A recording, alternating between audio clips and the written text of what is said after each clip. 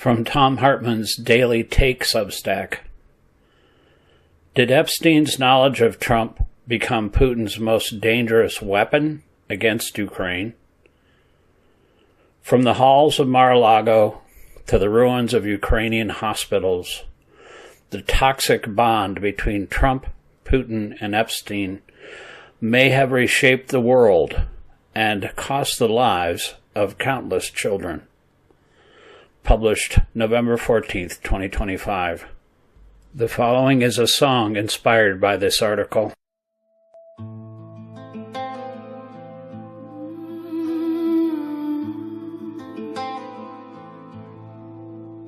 And there are deals made in silence, and every secret has its price.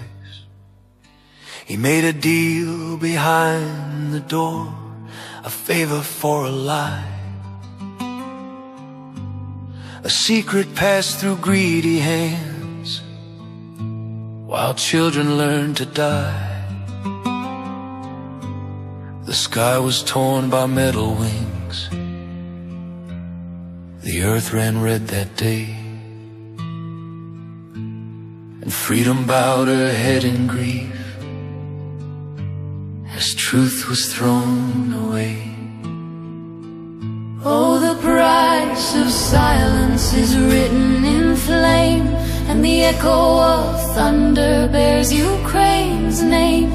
When power is bought by a coward's fear, the cost is counted in blood and tears.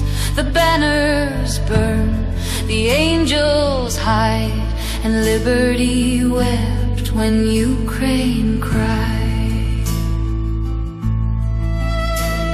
He smiled beneath another's gaze and sold the soul of trust, while tyrants feasted on the spoils, our dreams turned into dust.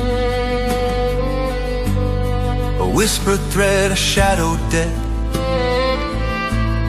a promise left to rot, and all the light that justice held was quietly forgot. Oh, the price of silence is paid in pain, in the bodies that lie beneath the rain. When truth is chained to a gilded lie, democracy bleeds and the children die. The towers fall, the conscience dies, and liberty screamed when Ukraine cried. How many secrets must be sold before a heart turns black and cold?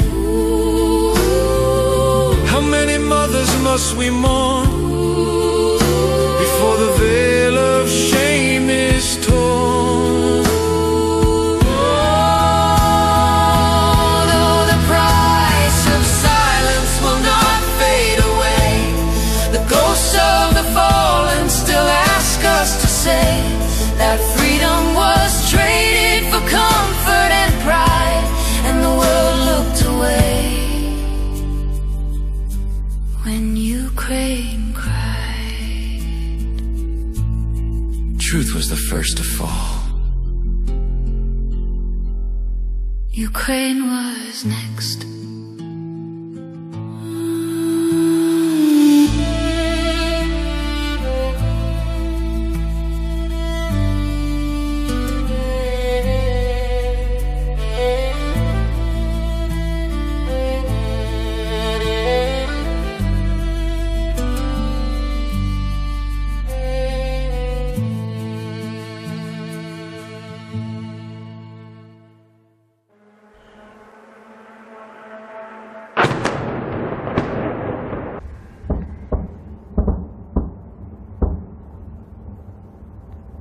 Quote, Russia unleashed a massive combined attack on Kyiv, end quote, last night. The Guardian reports, quote, 5 people were hospitalized, including one man in critical condition and a pregnant woman. And after a series of powerful explosions sounded in the city and air defenses were activated. Pictures posted on social media showed different sites in flames and residents gathering in rebel-strewn streets outside apartment buildings, end quote. The child victims of Jeffrey Epstein's crimes are apparently not the only ones who paid the price for Donald Trump's long relationship with that notorious pedophile. Epstein's, quote, partying, end quote, with Trump has apparently also led to thousands of civilian deaths abroad, the collapse of America's credibility around the world, and a serious threat to the future of democracy in Europe. Trump's cover-up may well represent a form of treason, the aid and comfort to an enemy attacking an ally during time of war.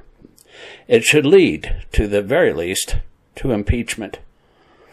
Right now, the largest nation in Europe, a democracy and an ally, is under violent attack by a brutal dictator intent on reestablishing the Soviet Empire. In a threat to European democracy itself, Ukraine is getting pummeled every day because Donald Trump refuses to respond in a meaningful way. But why? In Epstein's emails, he boasts of offering to advise Russia's senior-most officials about how to manipulate Trump. Quote, I think you might suggest to Putin that Russian Foreign Minister Sergei Lavrov can get insight on Trump by talking to me, end quote. Consider Trump's secretive and beta-submissive behavior toward Vladimir Putin, especially in Helsinki when he trashed our intelligence agencies and sucked up to Putin, and more recently with his red carpet in Alaska, and it's impossible to ignore what this newest Epstein revelation implies. If Trump's betrayal of Ukraine is a direct or indirect result of things Trump did with Epstein, it's naked treachery. Consider the pattern. Ever since Trump came back into the White House, Russia's attacks on Ukraine have exploded in their ferocity and brutality. Recently, a missile strike by Russian forces hit the city of Kryvyi in Ukraine and killed at least 20 people, including 9 children. Apartments collapsed around weeping parents who pulled bodies from the rubble. A baby only a few months old was among the victims. In another attack, a children's hospital in southern Ukraine was struck, shattering windows, strewing blood-soaked medical stretchers across the ground, all while about 100 people were inside. Schools, kindergartens, and residential buildings have been leveled in multiple towns as the Russian military targets civilian infrastructure with vicious abandon. They're daily destroying Ukraine's fuel and electric grids with the goal of freezing that country's people into submission as winter approaches. These are not accidents of war. They're the deliberate targeting of civilians, children, doctors, classrooms, apartment buildings, homes, and hospitals. Russian drones hunt civilians down the streets of Ukrainian cities, sometimes smashing the window of their homes as they chase people indoors to kill them.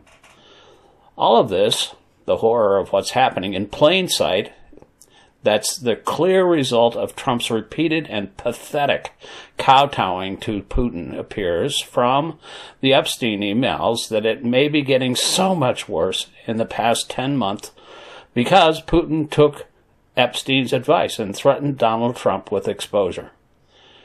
We still don't know what he said in that room in Helsinki because Trump covered it up, making sure we'd never know.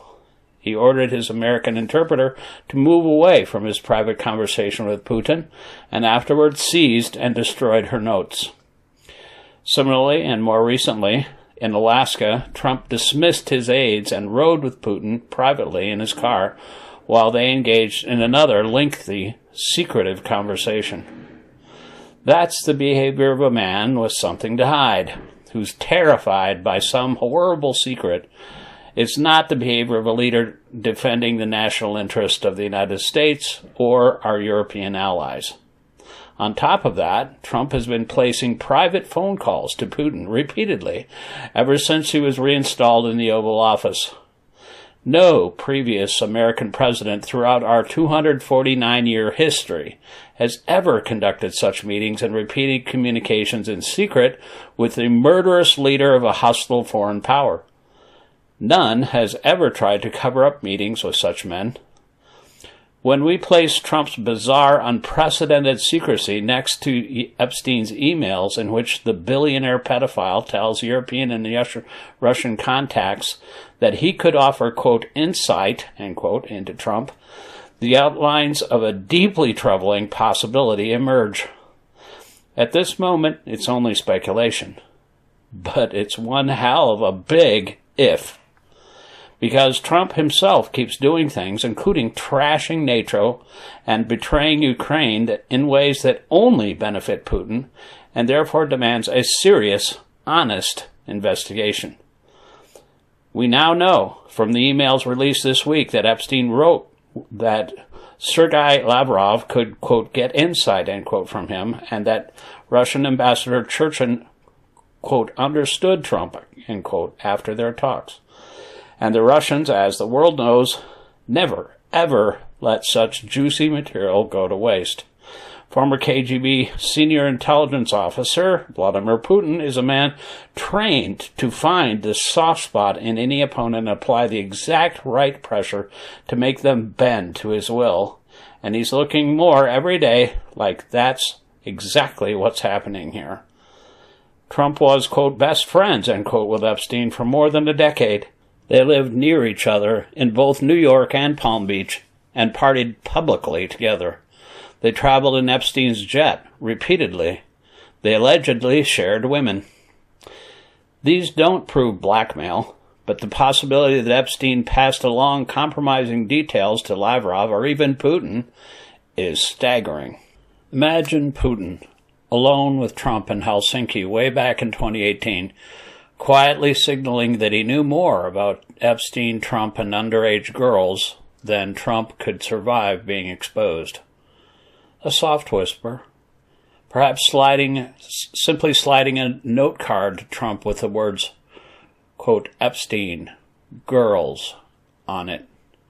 And when Trump goes out to meet the press after the meeting, shoulders down and looking beaten, and lavishes Putin with praise while trash-talking his own intelligence and military officials, what the hell? Even former Harvard president Larry Summers was horrified, writing to his friend Jeffrey Epstein on July 16, 2018, moments after the Helsinki meeting, quote, do the Russians have stuff on Trump? Today was appalling, even by his standards, end quote. Epstein replied to Summers the next day, quote, my email is full with similar comments. Wow. I'm sure his view is that it went super well. I think he has charmed his adversary. Admittedly, he has no idea of the symbolism. He has no idea of most things, end quote.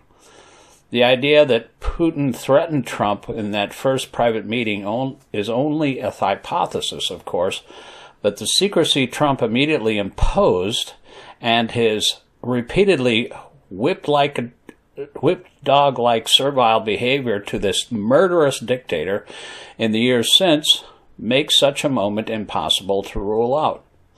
If something like that did occur, if Putin delivered even the hint of a threat and Trump immediately bent over and bowed down and has ever since, it would explain Trump's world-changing behavior and why he's so seriously damaged the interests of America while abandoning our European allies.